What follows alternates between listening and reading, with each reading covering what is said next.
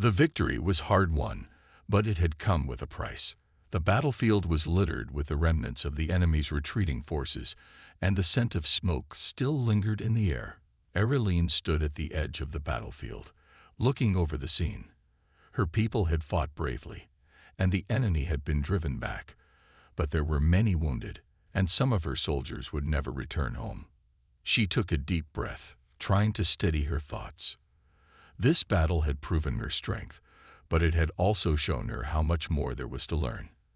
As she turned to walk back to the camp, she felt a hand on her shoulder. It was her father, King Larvalon. His presence, once so imposing, now felt warmer, less distant. He had watched her leave the army, his pride for her evident in every glance. But now, as the dust settled, there was something more in his eyes, something like respect. "You did well, Erilene," he said softly. "Better than I ever expected." Erilene didn't know how to respond. She had spent so many years feeling like a failure, like she wasn't enough for her people. Now, after this battle, the truth felt different. She wasn't just a princess anymore. She was a leader, a warrior. But deep down, she still felt like there was a part of her that didn't quite belong. "I couldn't have done it without the others," Erilene replied, her voice humble. "The soldiers, they believed in me. And you believed in them," her father said with a nod. "That's the difference between a leader and a ruler. A ruler commands, but a leader inspires." Erilene looked at her father, surprised by his words. King Larvalon had never spoken like this before. She had always thought of him as cold, distant, even cruel at times. But now, in the light of the victory, she saw something different in him, something she hadn't noticed before. "There's something I've been meaning to tell you," her father said, his voice low. "I never wanted to send you away, Erilene. It wasn't because you were weak. It was because I didn't know how to help you." Erilene's heart skipped a beat. "What do you mean?" The king sighed, looking out over the battlefield as if trying to find the right words. "I thought I could teach you everything you needed to know, but I was wrong. You had to find your own way, to learn what you're capable of on your own." He turned to her, his gaze sincere. "I was afraid of failing you. But you proved me wrong." Erilene's throat tightened. She had never heard her father speak like this. For the first time, she felt the distance between them closing. "I didn't want to be weak," she whispered. "I wanted to show everyone that I could be more. I wanted to prove myself." "And you did," the king said, his voice filled with pride.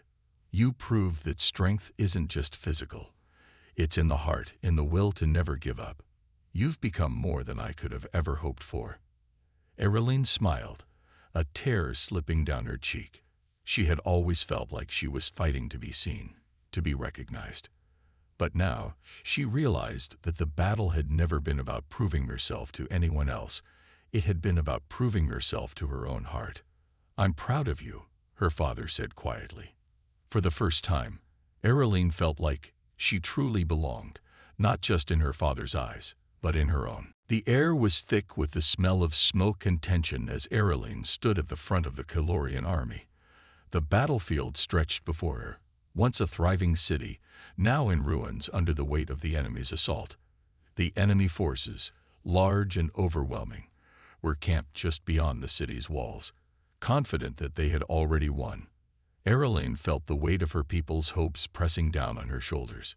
She had spent weeks preparing for this moment, training her soldiers, refining the tactics they would use. The plan was simple: strike fast, hit where the enemy was weakest, and retreat before they could retaliate. It was a risky strategy, but it was the only chance they had left. She turned to the officers standing beside her. The military leaders, once doubtful of her methods, now looked to her for direction. "Remembered," she said, her voice steady but filled with determination. "We are not here to fight them head-on. We move fast, strike when they're not expecting it, and leave before they can react. We're going to outsmart them."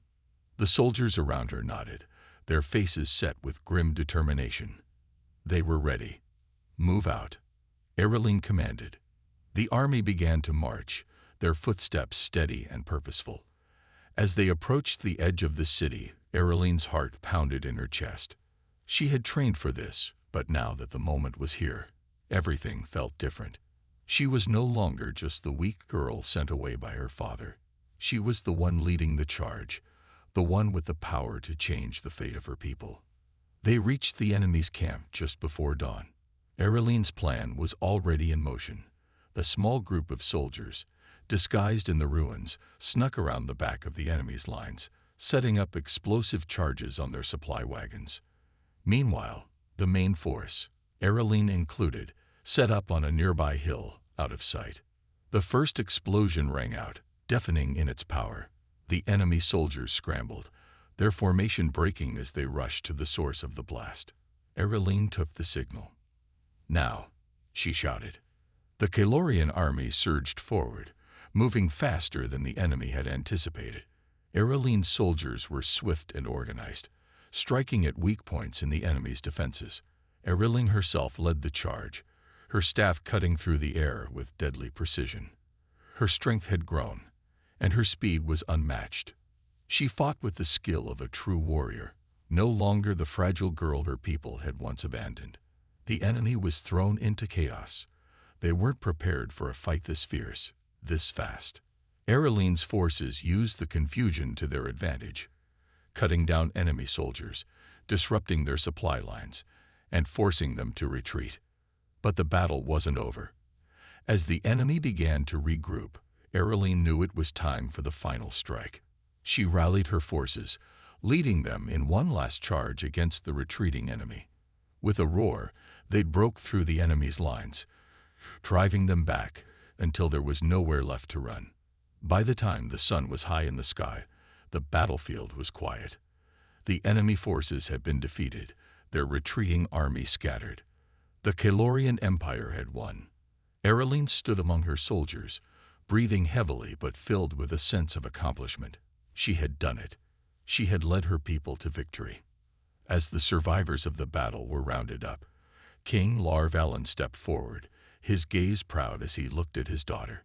"You did it," he said, his voice filled with admiration. "You saved us." Ereline met his gaze, her heart swelling with pride. We saved each other. And for the first time, she truly felt like a part of her people. She was no longer just a princess. She was a warrior. Weeks passed, and Ereline's progress was undeniable. Her once frail body had grown stronger, her movements sharper, and her confidence brighter. Jacob often watched her during her training sessions, marveling at the transformation. She was no longer the weak girl who had stepped off the alien shuttle. She was becoming something remarkable. One evening, as the sun dipped below the horizon, painting the sky in hues of orange and purple, a low hum broke the peaceful silence of the farm. Jacob and Ereline looked up to see a small, sleek alien ship descending onto the open field. Jacob grabbed his old rifle, a relic more for show than use, and positioned himself near the porch. "Stay back," he told Ereline, his tone serious. But Ereline stepped forward, her expression a mixture of curiosity and dread.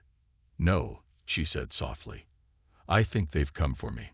The ship landed with a soft hiss, its metallic surface glinting in the fading light.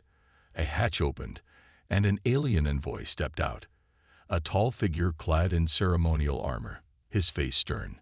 Behind him, another figure emerged, a Kalorian elder, recognizable by her flowing robes and golden insignia. "Princess Ereline," the elder said, her voice calm but firm, "your presence is requested back home." Ereline stiffened, her grip tightening around the wooden staff she still held. "Why? After all this time, why do they want me now?" The elder's gaze softened. "The Kalorian Empire is under threat. Our forces are losing ground against a powerful enemy. Your father believes you may hold the key to rallying our people. He has heard of your transformation."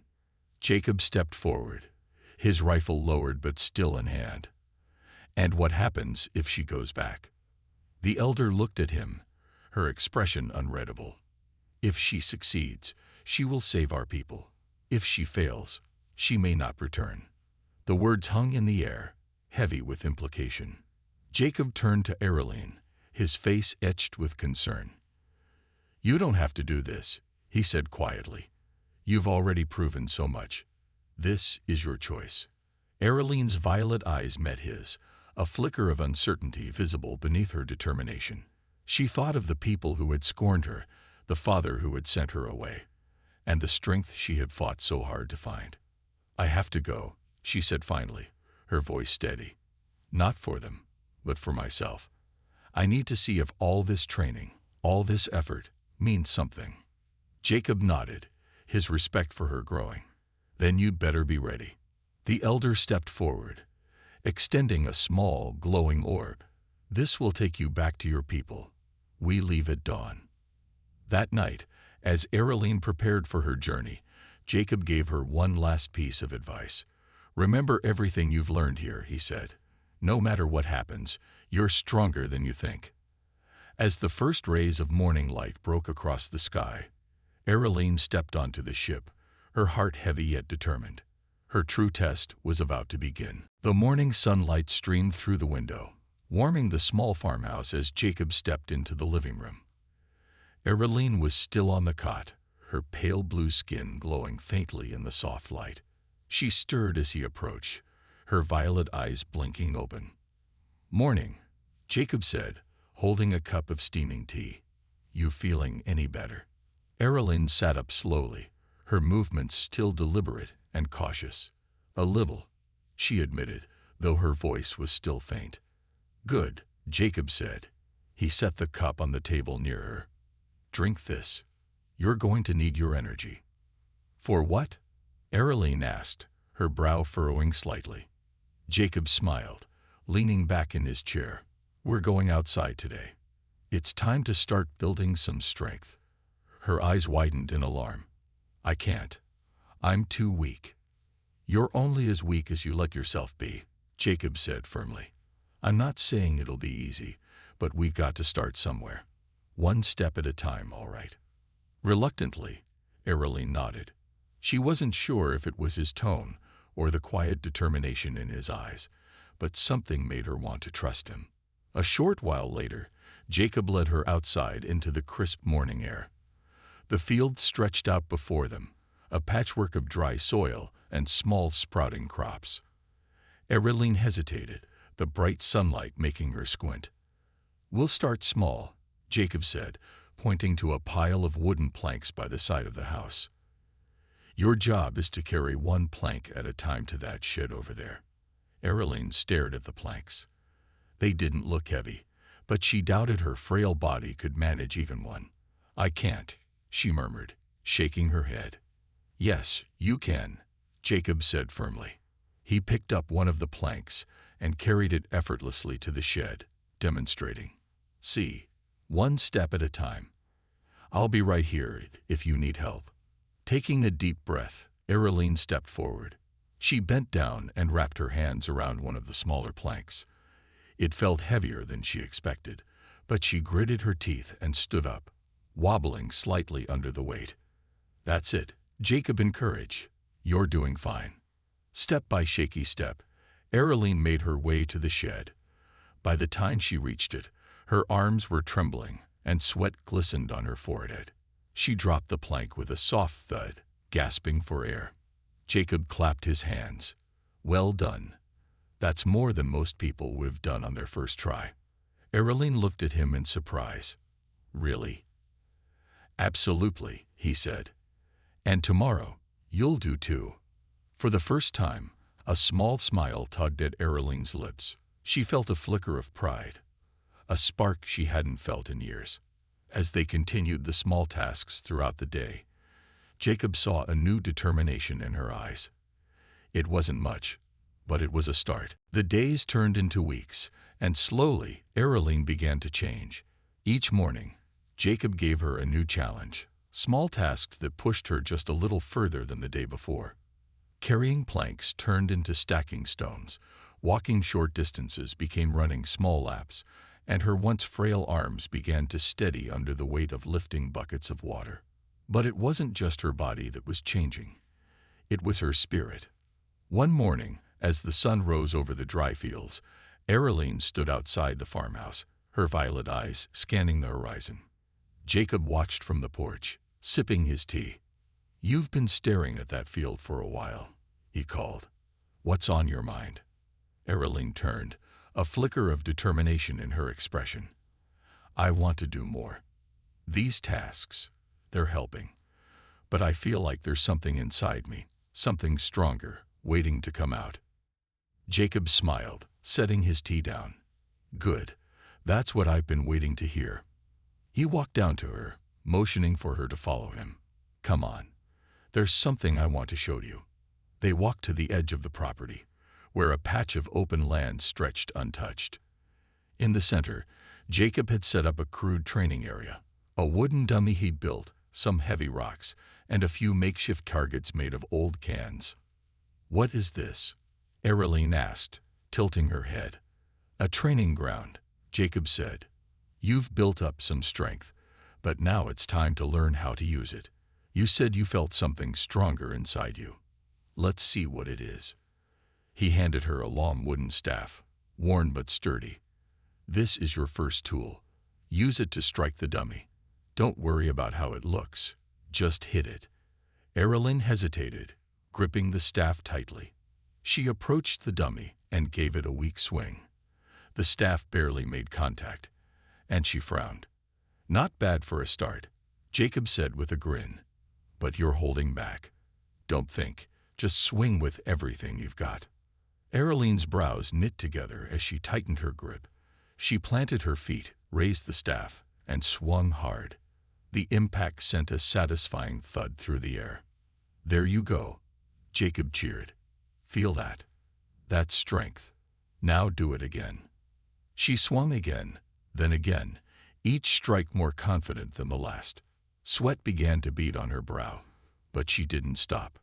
The rhythm of the strikes echoed through the air, and with each one, a fire grew within her.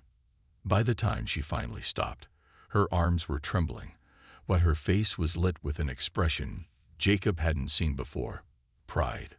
"You're stronger than you think, Ereline," he said. "This is just the beginning." For the first time, Ereline believed him. As she looked at the training ground, she realized she wasn't just surviving anymore. She was fighting. The quiet hum of the shuttle faded into the distance, leaving Jacob and Ereline standing awkwardly in the warm, dusty breeze. Jacob scratched his head, unsure of what to do next. The alien girl looked out of place in his simple surroundings, her delicate frame trembling as she hugged herself against the unfamiliar wind. "Come on," Jacob said gruffly, motioning toward his farmhouse. "Let's get you inside." Ereline didn't respond, her gaze fixed on the dry field stretching out beyond the horizon. Jacob noticed the exhaustion in her posture, the way she seemed to struggle just to stand. With a sigh, he gently placed a hand on her shoulder, guiding her toward the house. Inside, the farmhouse was modest but cozy. The wooden floors creaked under their feet as Jacob led Ereline to the small dining table. She sank into a chair, her movements slow and hesitant, as though every action required tremendous effort. "Wait here," Jacob said, disappearing into the kitchen. He returned moments later with a glass of water and a small bowl of soup. "You look like you need this more than anything else right now." Ereline stared at the food, her violet eyes narrowing with suspicion. Jacob realized she probably didn't trust him or his strange human food. "It's safe," he said, taking a sip of the water and a spoonful of the soup himself. "See." Reluctantly, Ereline reached for the glass. Her thin fingers shook as she lifted it to her lips. Jacob watched as she drank slowly, her expression softening slightly. "Good," he said with a nod. "That's a start." For the rest of the day, Jacob tried to make Ereline comfortable. He set up a small cot in the corner of the living room where she could rest. But despite his efforts, it was clear she was struggling. She moved slowly, her breathing labored, as though Earth's gravity and atmosphere were too much for her frail body. That evening, Jacob sat across from her, observing her pale complexion and the way her hands fidgeted nervously. "So," he began, his voice softer now, What did your father mean when he said you were weak? Erilyn hesitated, her eyes flickering with uncertainty. Finally, she spoke, her voice barely above a whisper. In my world, strength is everything. My body was born wrong, too fragile, too slow. They see me as a failure. Jacob frowned, anger bubbling in his chest, not at her, but at the way she'd been treated. Well, I don't care what they think. Weak or not, you're here now, and we'll figure something out. Erilyn looked up at him, surprise flickering in her gaze. For the first time, there was a spark of something else, hope. As the night settled over the farmhouse, Jacob made a quiet promise to himself. He didn't know how, but he would help this girl find her strength, no matter what it took. The war room was filled with tension as Erilyn stood before the Calorian military officers. The maps on the table, once filled with complex strategies and grim statistics, now seemed to reflect the hopelessness of their situation. Her father, King Larvalon, sat at the head of the table, his eyes narrowing as he looked at her. "Are you sure about this, Erilyn?" he asked, his voice low but steady. "This is no time for half measures. If you fail—" "I won't fail," Erilyn interrupted, her voice firm. "I know how to fight now. I've learned from the best." She glanced at the officers, who were still unsure about her, but Erilyn's confidence wasn't shaken. The officers exchanged glances, but it was clear they were all looking for any sign of hope. The enemy had overwhelmed their borders, their cities crumbling under the weight of the invaders. The situation was dire, and everyone in the room was desperate for a solution. Erilyn took a deep breath and pointed to the maps laid out on the table. "I studied their movements. Their forces are strong, but they have one weakness: overconfidence. They believe we're too weak to put up a real fight. We can use that against them." King Larvalon raised an eyebrow. "And how do you plan to do that?" Erilyn walked to the center of the room, standing tall in front of the table. "We don't attack head-on. Instead, we use guerrilla tactics, hit them where they least expect it. We use the terrain to our advantage and strike quickly, then retreat before they can retaliate." Her voice was calm, but there was an undeniable strength in it, something that hadn't been there before. The officers listened carefully, their eyes narrowing in thought. One of them, a tall Calorian general, spoke up. "You suggest we fight like the humans do, with trickery and speed?" Erilyn nodded. "Yes, the humans are masters of survival. They fight not with brute force, but with strategy. I've learned from them. If we move fast enough, we can outsmart the enemy and disrupt their supply lines. It'll give us the opening we need to strike." The room fell silent as everyone considered her words. Her father watched her closely, his sharp gaze studying her. It was clear that he was weighing the risks, but there was something in Erilyn's eyes, a fire that had been missing before. She was no longer the frail, frightened girl who had been sent away. She was a warrior, ready to take charge. Finally, the king spoke, his voice filled with a quiet authority. "I trust you, Erilyn. You have proven yourself. If this is your plan, then we will follow it. You will lead the first strike." Erilyn nodded, her heart pounding with both excitement and fear. This was the moment she had been waiting for, the moment to prove her worth to her people and to herself. She turned to the officers. "Prepare your forces. We leave at dawn." The room erupted into movement as the officers began to make their preparations. Erilyn watched them, feeling the surge of pride. She had earned their trust, and now it was time to show them what she was capable of. As the officers filed out of the room, Erilyn stood beside her father. "Thank you," she said quietly.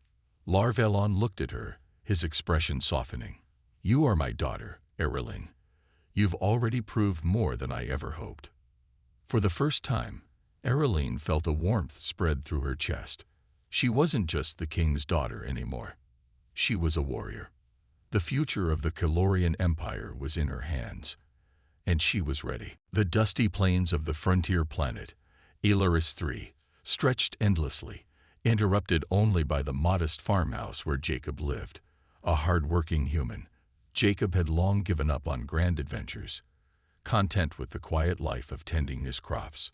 But all of that changed the day the alien envoy arrived.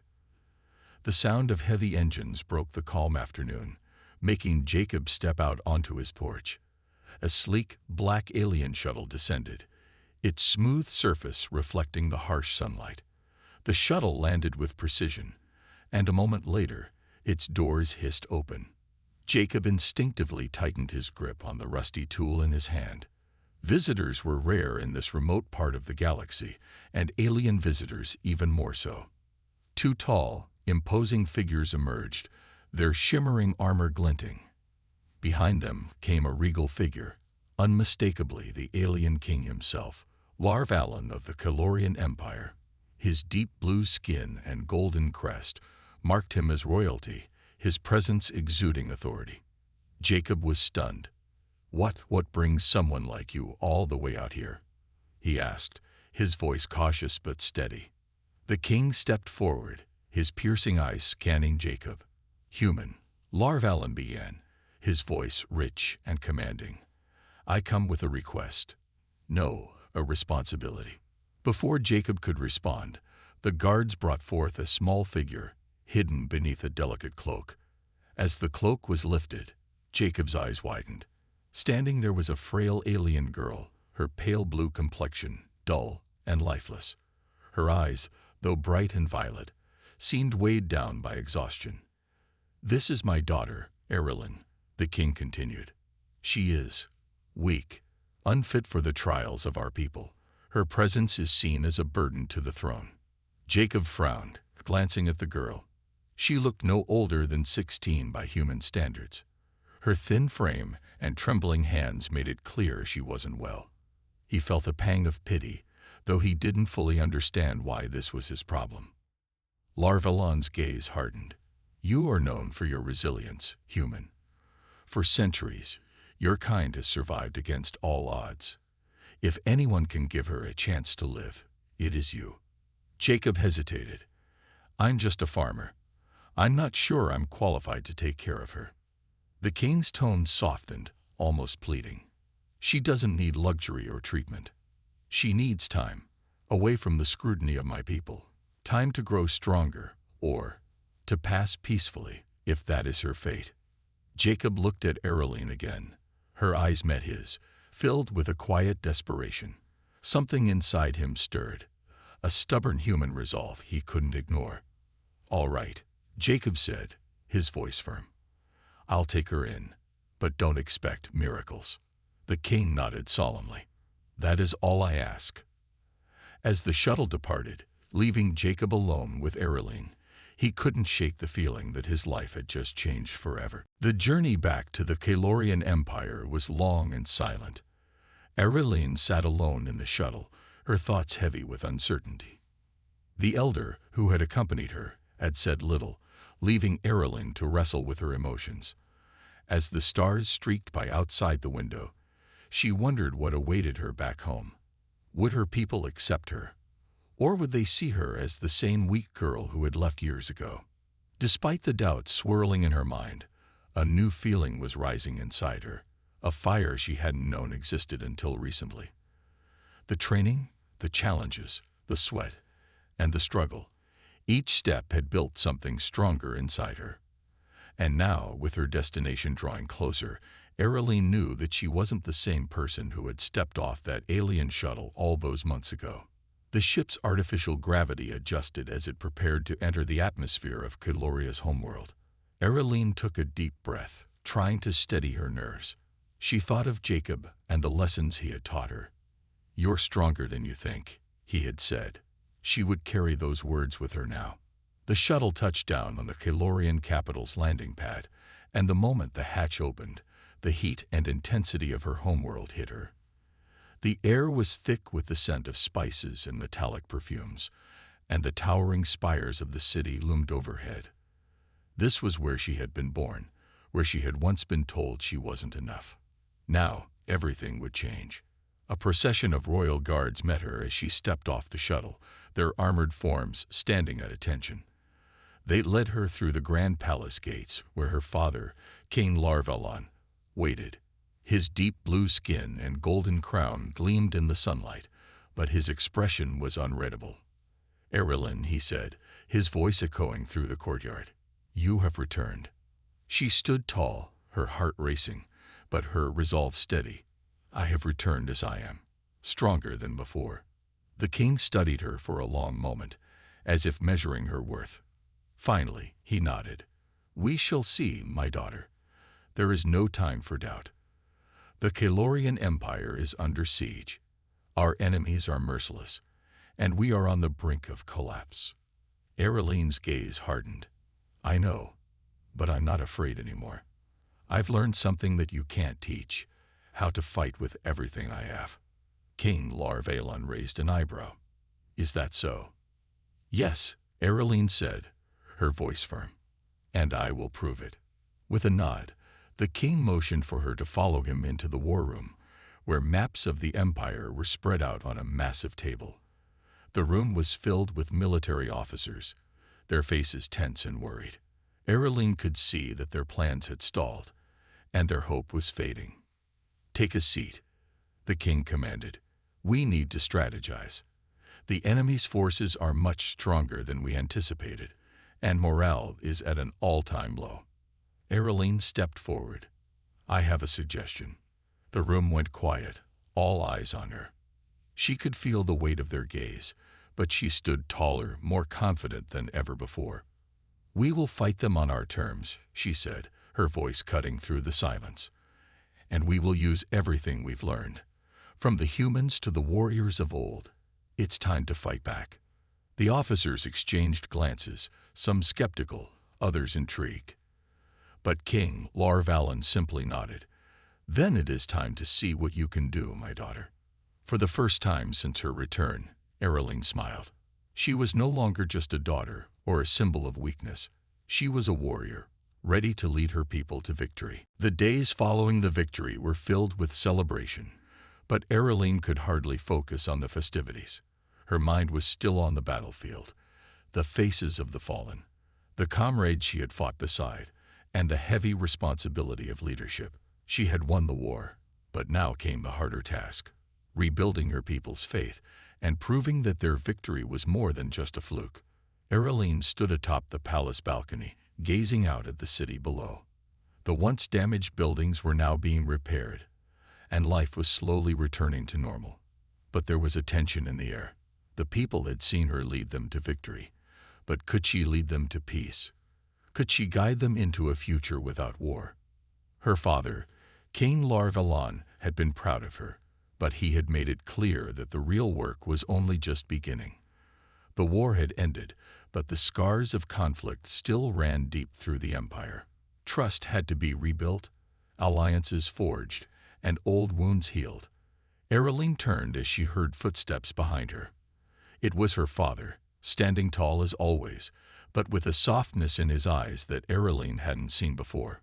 "You've done more than I could have imagined, Erilyn," the king said, his voice filled with both pride and a hint of relief. "But the real test comes now. You've shown your strength as a warrior, but can you show your strength as a ruler?" Erilyn nodded slowly. "I know. The war is over, but the work to rebuild will take much longer." Her father studied her for a moment, then spoke, his tone more serious. "I never wanted to send you away. I thought it was for your own good. But seeing you now, seeing the leader you've become, I realize it was the best thing I could have done for you." Erilyn's heart swelled at his words, but she couldn't help but feel a pang of guilt. "I never wanted to be weak, father. I wanted to prove that I was capable of more." "You have, Erilyn," the king said, placing a hand on her shoulder. "More than I ever dreamed. You've not only proven your strength, but your heart as well. I see now that you were always capable of great things." Erilyn's eyes glistened with emotion. "I couldn't have done it without you, without everything I learned along the way." The king smiled. "You've surpassed me in many ways, and that is what every parent hopes for, to see their child grow beyond them." For the first time, Erilyn felt a true sense of belonging. She wasn't just the king's daughter anymore. She was a leader, a warrior, and someone her people could rely on. The path ahead was uncertain, but she no longer felt afraid. "I'll lead them," Erilene said softly, her voice filled with quiet confidence. "I'll lead them to a future where we don't have to fight for our survival. We'll build something better." Her father nodded, a proud smile spreading across his face. "I believe in you, Erilene, and so does your people." As Erilene looked out over the city, she knew that the journey had just begun.